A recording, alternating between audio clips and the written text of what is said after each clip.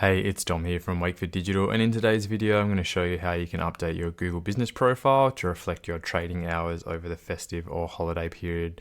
The first thing you're going to want to do is make sure that you're logged into your Google account, and once you've done that, you can come over here and search for your business name. This is probably the quickest and easiest way to do that.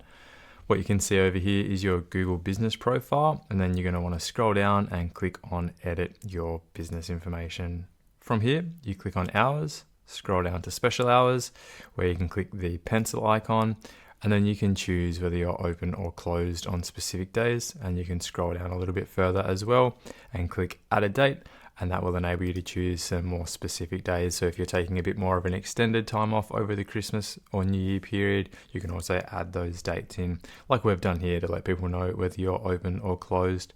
Keeping your Google business profile availability or hours up to date is a really great way to inform customers on your availability or trading hours, and helps to manage expectations. There's nothing worse if you're a brick and mortar store to have customers arriving when you're not actually open. In the same way, if you're a service business, it helps let clients know when you're actually back on deck for the new year.